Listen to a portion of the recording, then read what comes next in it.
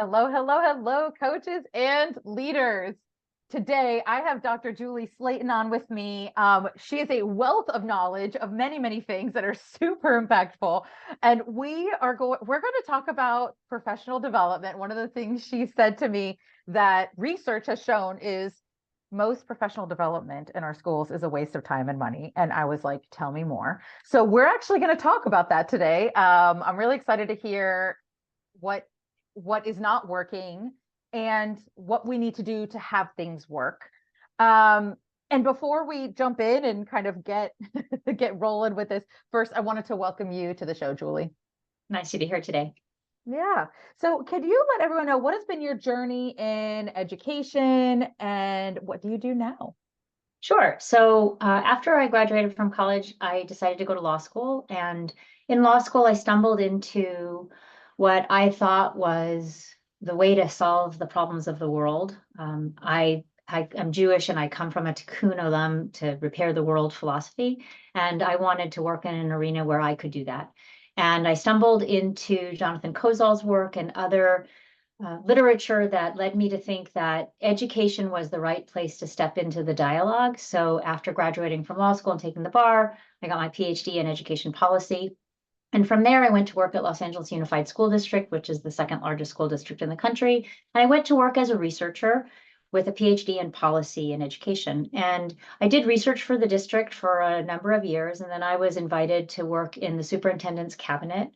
And I worked in the superintendent's cabinet and ran research for the district for several years. And then it was time for me to exit the district and I went to work at USC. So I'm currently a professor at USC at the Rossier School of Education, and I teach in an EDD program where I focus on helping other adult educators or people who are invested in helping change teaching and learning and in schools and in higher ed, pre-K through 20, to develop the knowledge and skills to do that. So that's my journey. That's where I am now. Yeah, and that's amazing, right? So you and I were talking about there's just so many things to talk about in terms of impacting adult learners, right? And then like the larger system. So I wanted to focus today on professional development and what you teach, essentially what teach like doesn't work, right? You have to acknowledge first what is not working in the system, and then what we need to do to have like what research shows actually causes sustained behavior change, right? Because that's the goal when we are running professional development. We want teachers to not only change, but to or transform. We want them to have that have that last, right? So I love that you said it's professional development. You said it so casually. It's professional development. It's a waste of time and money. Can you share what is happening with professional development that makes it a waste of time and money? Yeah, so I typically talk about professional development as professional developmentizing adults, where adults are brought into a room typically for a day or a day and a half, and information is delivered to them. So they're treated as empty vessels to be filled, that is completely ignorant of what they already know, what they already believe, what their deeply held values are, the way that they think about their purpose in a classroom. And then they're set off to go do. And there's this instinct that if we tell them or we show them or we treat them like students in that room, and I don't mean adult students, I mean children on the receiving end of somebody else's instruction, that they will be able to internalize within 6 hours all of the things that they are supposed to know, and then they're supposed to go out and perform as an expert. So it ignores everything we know about teaching and learning. It ignores the fact that our teachers come in with preconceived notions about their work, that they're grounded in their histories and their biases around practice, and somebody telling them that they're supposed to change is usually rejected on the surface unless they're early career. And then they might be more open to the ideas, but then their information is delivered to them. They're not supported in their ability to practice and make mistakes because they're already supposed to be experts. And then they're going to be assessed on whether they've internalized this thing that they weren't really given enough support to do by people who usually don't have a better handle on it than they do themselves. So structurally, we set teachers up to fail. And it's not their failure, it's the system's failure. It's the way that professional development is not professional learning. We don't create conditions for their learning, so we usually put them in classrooms that are either for little children where they're not treated like they have brains and they're not respected as intellectuals. And then we give them content that somebody else has determined for them. We layer it on top of their existing knowledge, and then we push them out the door. And then we let them go. And the research shows over and over and over again that you can't do that and expect somebody to actually meaningfully learn something. And I'm using meaningful here. There'd be other language I might use in other circumstances. Or to be able to go do it without the need for feedback and support, the exact same forms of assistance that we would provide to children in classrooms if we were doing our job well. We don't provide those to adults. And then we're surprised when it's not successful. And then we punish them for it not being successful, for them having failed to do something that we set them up to do, which is exactly what our adult teachers do to our children also. So the system that we use to deliver professional development is the same system that usually gets reenacted in our classrooms. And so one is just a reflection of the other. Yes, this is so beautifully said. Yes. Yes. So what I don't even know where to go from here, but what actually I'd love to ask you, why is it this way? Well, so it depends on how far we want to go back, but if we want to go back to the beginning of teaching and who the teacher was a woman, predominantly a white woman, who couldn't get jobs in other ways. And she was used as a vessel to communicate somebody else's agenda. So the curriculum was given to her and she delivered the curriculum on the part of others who were typically men in systems that, and now we're talking 19th century, but we're talking, if we go back to the beginning of schooling, the system of schooling was set up to treat people this way. And then when you talk about the way that we educate teachers, our systems for educating teachers do not match our systems for educating doctors or our systems for educating lawyers. They're short. In California, it's in a year to 2 years, and we're expecting them to cram in everything they're supposed to know about teaching and learning and go practice it and get feedback and then become experts and leave the door and suddenly be teachers who don't really have the space to acquire new skills because we're so busy worrying about them performing, not learning. So we set them up that way. And then when you think about the systems of schooling, what do we, and I now want to say this includes taxpayers and people who have been taught to expect school systems to not be places for adult learning. So we're taught as people who pay taxes or who think about school as a place for kid learning, and we don't account for the way that teachers need to learn. So how does our school system look? It's not a year-round system for our teachers. They teach for some portion of the year and then they have summers off. So there are portions of the year where maybe they're doing extra jobs because of the way that the income structures look for teachers. But what we have to do is cram professional, I'm going to keep using professional development because it's not professional learning. We have to cram that into the constraints of the existing school year.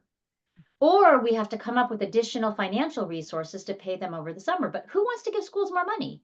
So we're talking about systems. And then when we think about schooling, we say, oh, it's really important. But when you look at the way we treat schooling and the way that other countries around the world treat schooling, it is lower on the hierarchy of where we want to spend our dollars. And then what's also true about schools is that schooling is a political act.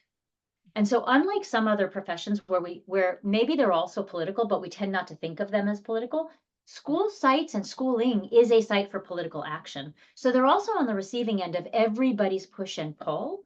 And so what we've decided teachers have the right to, or they don't have I'm putting these in air quotes, not the right to or deserve, is mostly about the delivery in the classroom and what they do during the constraints of the school day.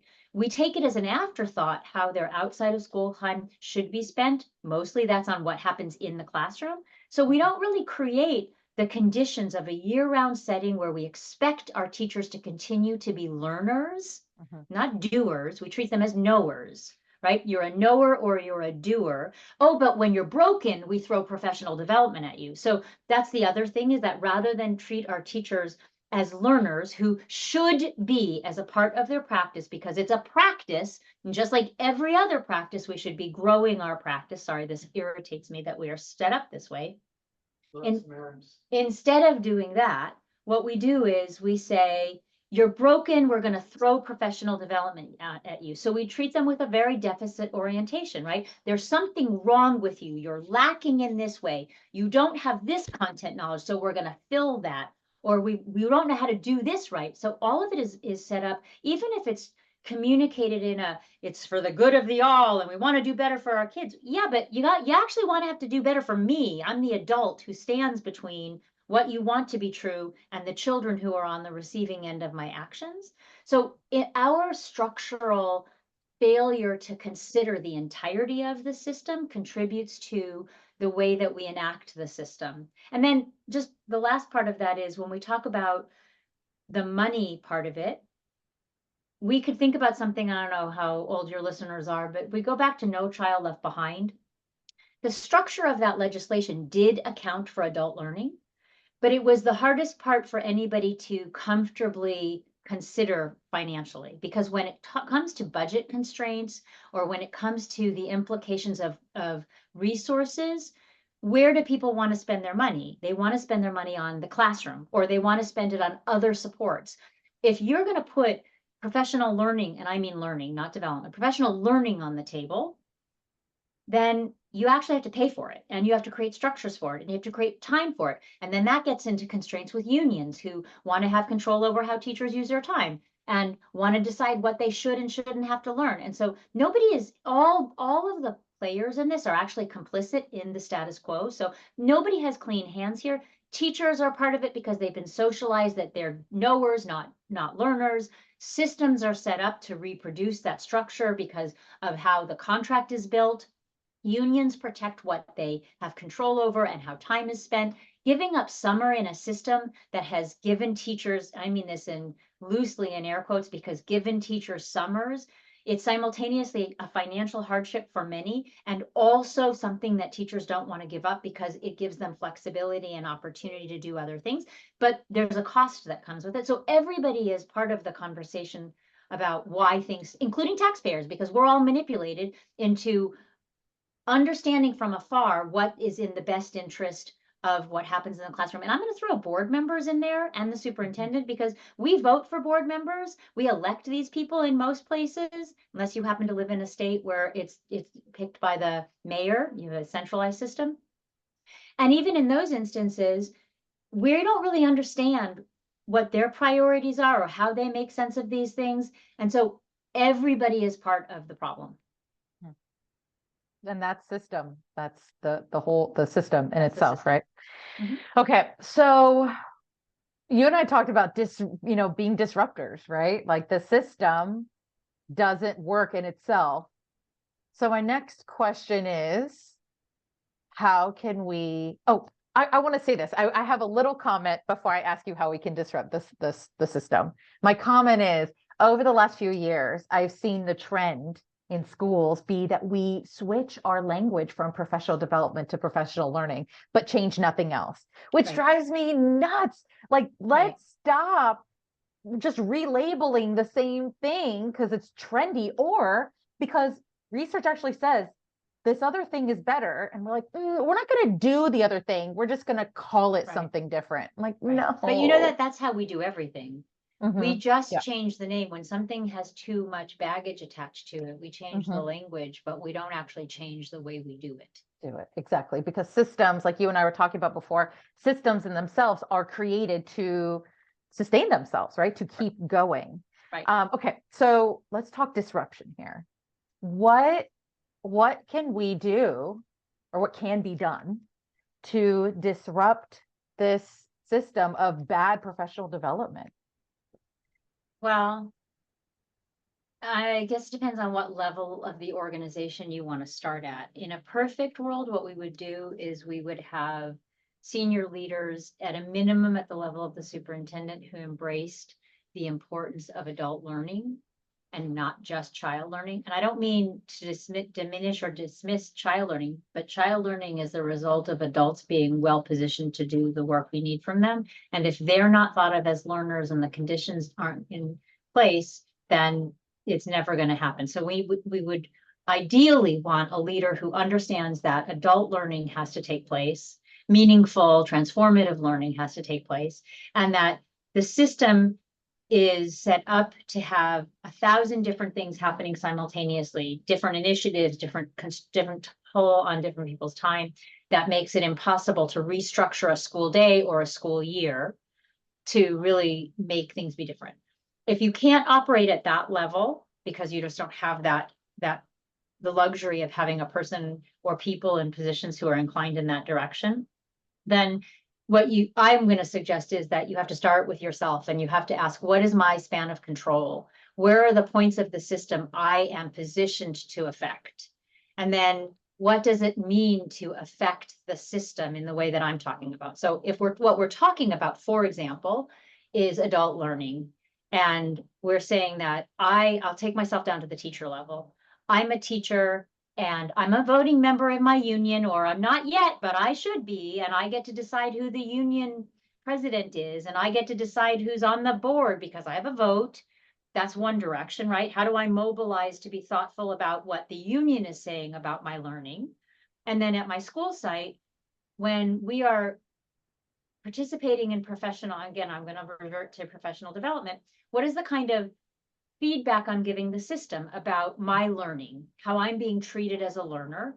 And if I'm being treated as an empty vessel to be filled with you just telling me what I'm supposed to know and do, what are the tools that are available to me? How do I begin conversations with the organization? This kind of professional development doesn't support my learning. Here's what I would prefer. And not in a everything sucks and you have to fix the system for me, resistant or reactionary way, but in a, I want to be part of the solution way.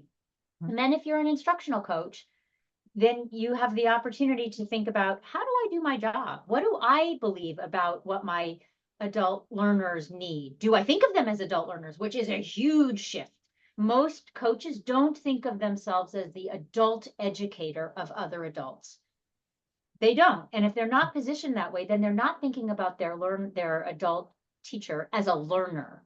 And that's very different than thinking about your teacher as somebody you need to fix. If you're thinking about your teacher as a learner, then you're asking, what do I know about my learner?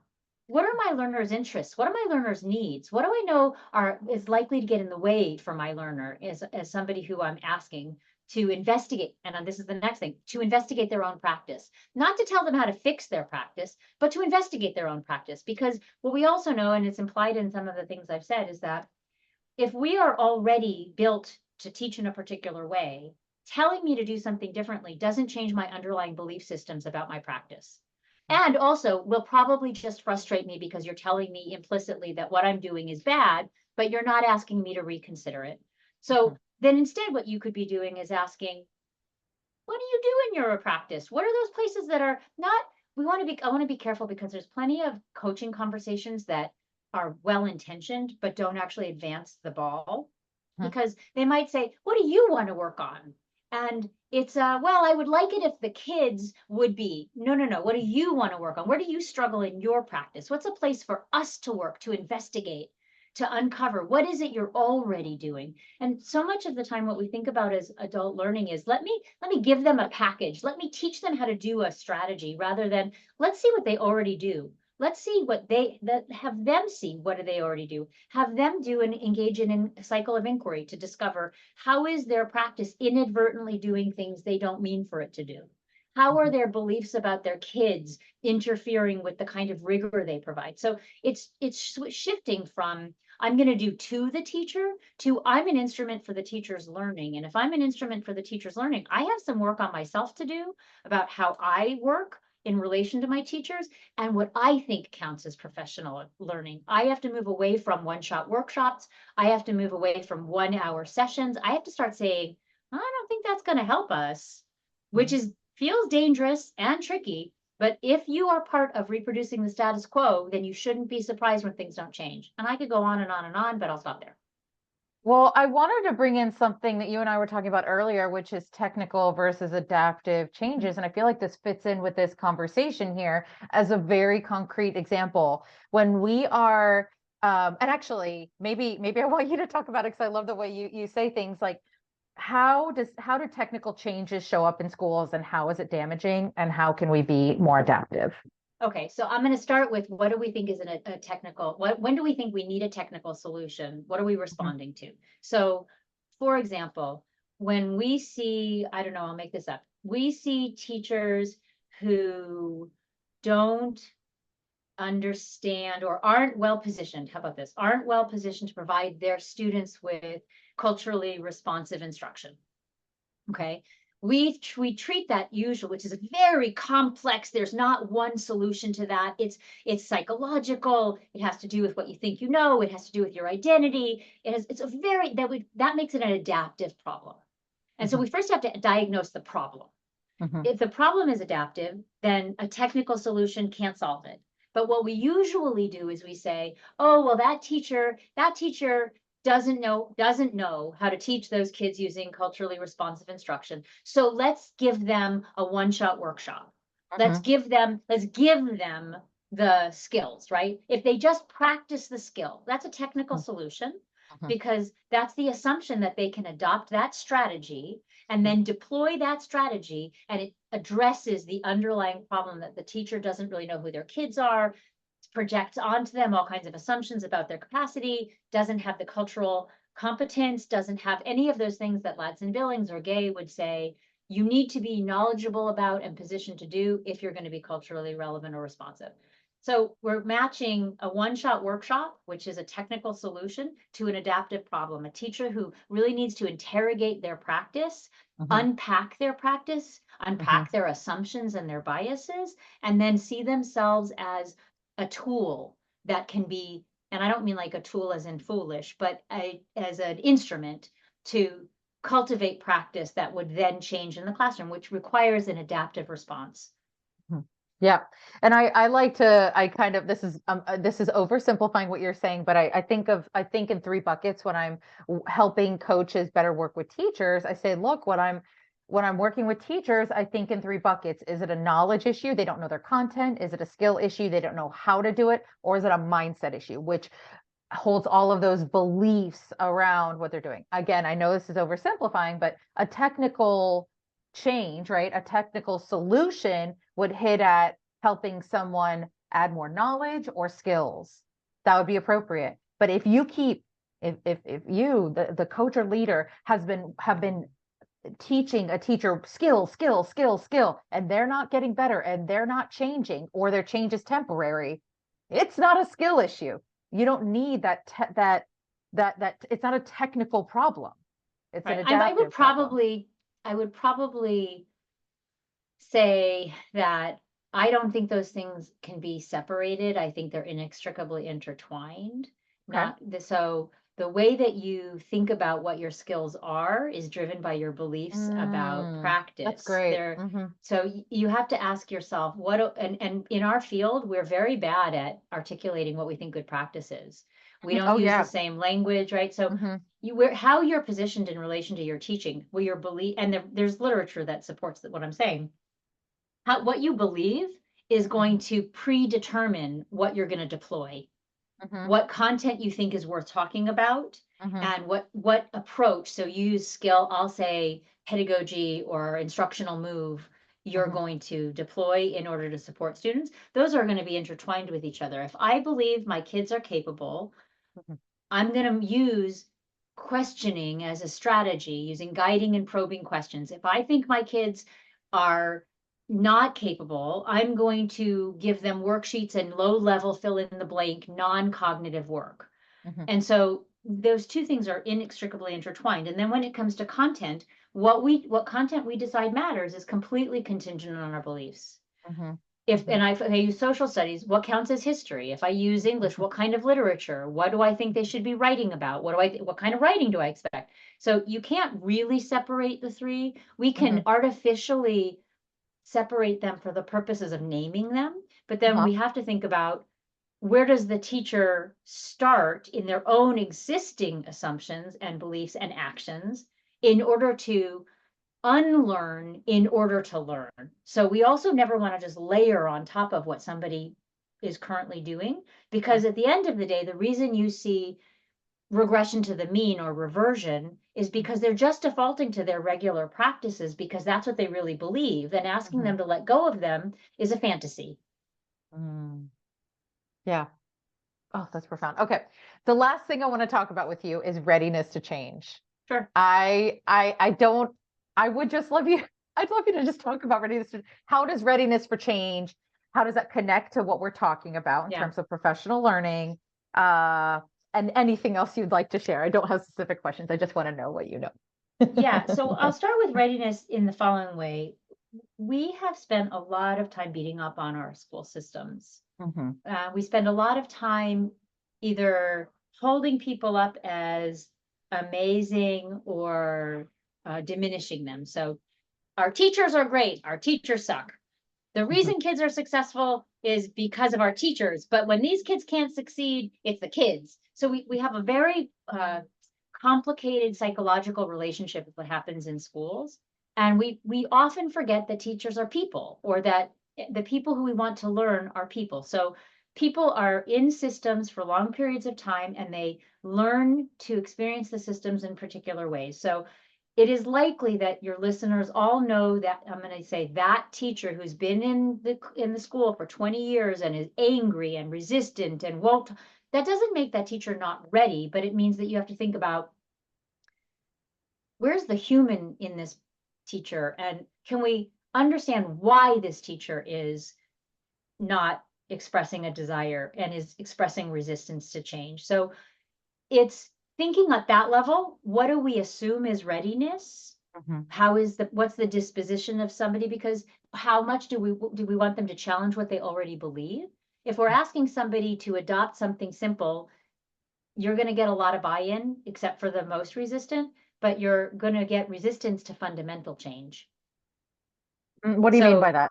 I mean, I'll adopt this one very specific strategy, but don't ask me to reconsider how I really teach, because that's disruptive. So a teacher can look like they're ready to change, but they're actually just doing superficial adoption. If you were really investigating their underlying belief system, you might find that they are less available because it's more threatening to them. So you want to think about, what does it mean for you to think somebody's ready to change? And then you want to ask, how much are you there to be with that person in the change process?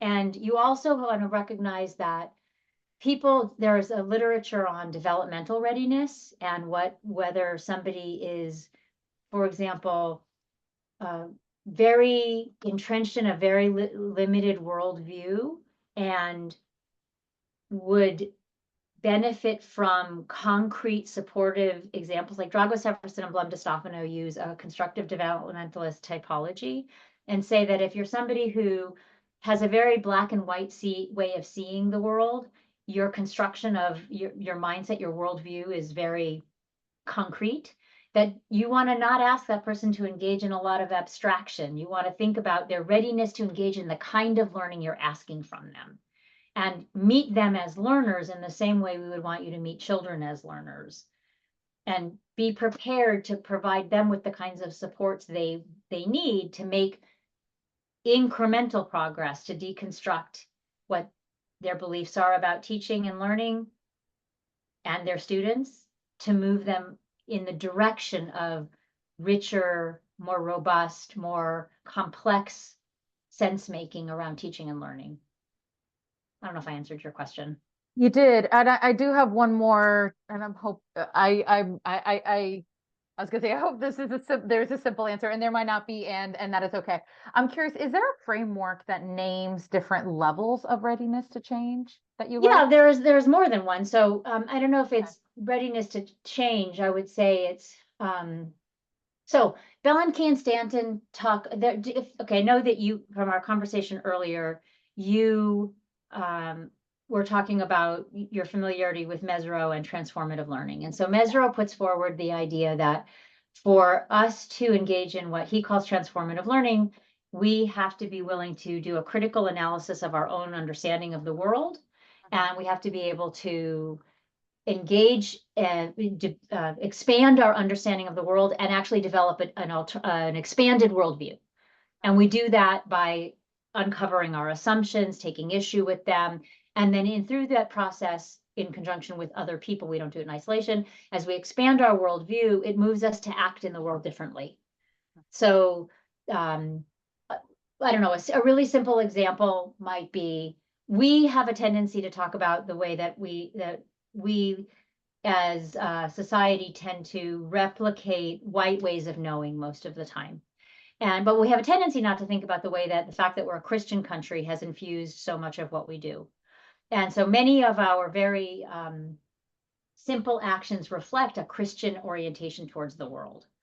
And to raise that can make people super uncomfortable, because you're saying, hey, do you realize that it's not just that we accept white academic language as the default language and we privilege that, even though lots of people in this country don't speak white academic language, we diminish them because of they're not doing that, right? So it's a very white way of seeing the world.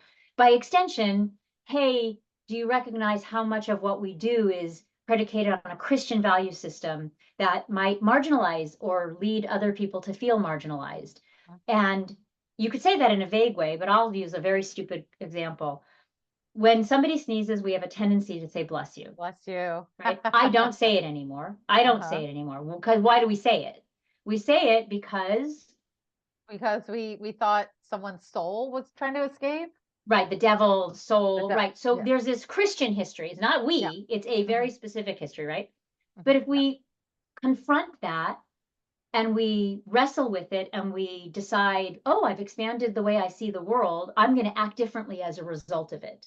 So I carry that over to teaching. We would need to be able to do the same thing for our teachers, to be able to, and everybody in the system, to make substantial transformative change, transformative learning to occur.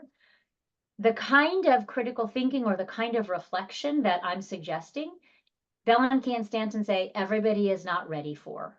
That we don't just start there. We start with earlier forms of reflection, that we have to deepen and develop a system to interrogate our own belief systems. So they offer one typology of what it takes to make that progression. And then Drago Severson and Blum DeStefano, or Kagan and Leahy and their immunities to change framework. Yeah. So Drago Severson and Blum DeStefano's work is built off of Kagan and Leahy's, or Kagan's original work around immunities to change and the typology, the constructivist developmental typology. So those are a few, but then there are other people who offer other ways of making sense of people's readiness for the kind of learning we're asking from them. And so instead of talking about it as change, because change also suggests something is wrong with you. And so I've thought a lot about what words do we tend to use to signal that we want growth. And Drago Severson and Blum DeStefano talk about growth stretches. And so thinking, even coming down to what language we're using to talk about what we want to be true, we have to think about the way that language ends up getting repurposed to tell people they're good or they're bad or there's something wrong with them. Anyway, that's just sort of an aside, but to think about it not as change and instead to think about it as unlearning and learning towards what we want to be true. Yeah. Learning and learning. That's fantastic. Yes. Well, thank you. Thank you so much for sharing all this. I do love Immunity to Change, the book, and I had a little bit of a research rundown that talks from that book, and I think it's a fantastic book. So highly recommend. And looking at from the lens of readiness to change. So Julie, thank you so much for coming on, sharing all of your knowledge with me, with my listeners. I think what I appreciate about you is you are a disruptor and you challenge everything, right? The language we use. Why do we do what we do? Really zooming out, like I equated it to like being outside of the planet, right? About Earth and looking at it from outside the system. And I just appreciate that you question everything. So thank you so much. If folks want to learn more about you, where can they find you or information about you? Well, so if they wanted to, they can Google me, and I'm at the Rossiter School of Education at the University of Southern California, and the Rossiter School has a webpage with me on it, so they're welcome to look there. And I'm Perfect. reachable, easily reachable. Yeah. Well, thank you so much. I appreciate you being here. You're so welcome.